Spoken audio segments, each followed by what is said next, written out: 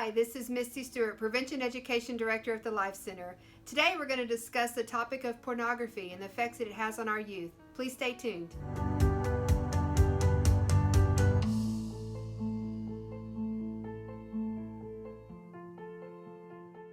Today I have with me Beth Webster, who has a master's in psychology from Brandeis. She helps us teach kids about the dangers of pornography.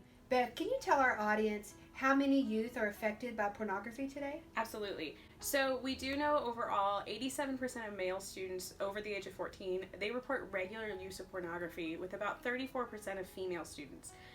In addition to that, 48% of males will report that they have sexually explicit conversations with their friends, which are usually centered around Instagram posts, Snapchat posts, things that are sexually explicit in nature that they see through a lot of social media most of the time. We also know that youth that are 14 years and up are 3 times more likely than any other age group to be actively seeking pornography. And so that plays a role with how much technology they have access to, especially as they're in middle school and moving into high school and college. So that tends to be something that we can be concerned about for sure. Beth, thank you so much for sharing those numbers, but can you tell our audience today, what does that mean for the student as an individual? Typically what we see with youth who are experiencing any sort of pornography exposure or regularly using it, and regular use means 3 or more times a week, and so it's key to keep that in mind how much we're talking about. We see a lot of depressive and anxiety-ridden behaviors, so they tend to isolate a lot. So you may notice your student starts coming home and shutting their bedroom door and doesn't want to interact anymore. And maybe before they were kind of social, maybe they weren't completely outgoing, but they like to spend time with the family or their friends, and now they're not doing those activities as much. You may also notice that they go into their restroom and shut the door with their phone.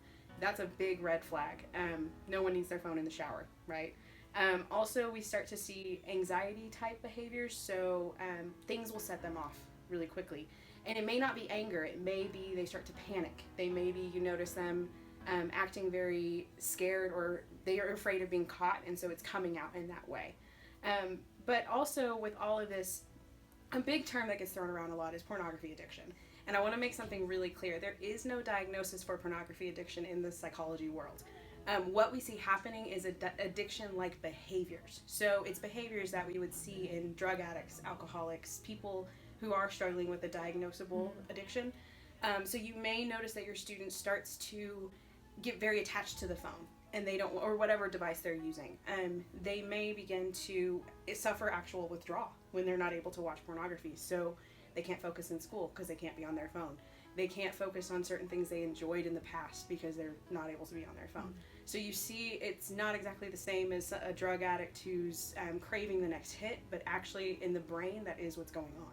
So as someone with a degree in psychology, how would you explain to a parent what is the best thing for them to do if they catch their child viewing pornography?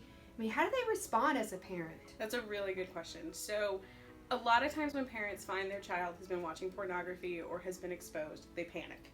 They go into lecture mode, they go into mommy and daddy mode that's very much about, don't do this, oh my gosh, everything's gonna end, you have an addiction, and they start declaring that essentially over their child. It's the first thing that I recommend for parents to do. Don't tell your kid that they have an addiction. They're going to start believing that's true and taking that on themselves. And we've actually seen in some studies that people who are told they have an addiction are actually going to start acting as if they're addicted more, because they start to think, oh, well, I'm an addict, so I have to act this way. And then they begin to do more of those behaviors. Also, the lecturing, we've seen in research over and over again, it doesn't work. They tune us out, right? They're teenagers. So the number one thing to do is to ask them questions about what was their intent behind watching the pornography. Pornography seeking and pornography watching sometimes is just part of their friends are doing it, peer pressure, they feel like they have to, that was their intent, you tell them not to do it anymore, they're not going to. Other times it's something deeper. They have questions about sex that they're not comfortable talking to you about. They have questions about dating. They have questions about relationships. They have a crush and they don't know what to do with those feelings because they're teenagers, their hormones go all over the place. So what happens is if you ask them, a really good question to ask would be, what was it that made you want to watch pornography? Just that simple question. Let them answer you, listen to their answer, and find out what's the root of the reason they were watching it, and then go from there. Beth, thank you so much today for sharing your expertise with us as parents on what to look for our children as they're watching pornography, and then how to handle the situation. So, parent to parent, as we've always told you, please be available for your children. They need a safe place, and you are the best place for them to come. So, we just encourage you to be very quick to listen to your children, slow to speak, and just be prepared to have those conversations. Safe place. They need you more than you know. For all of the information that we use today and additional sources, you can look in the descriptive box below. We just want to thank you for watching today.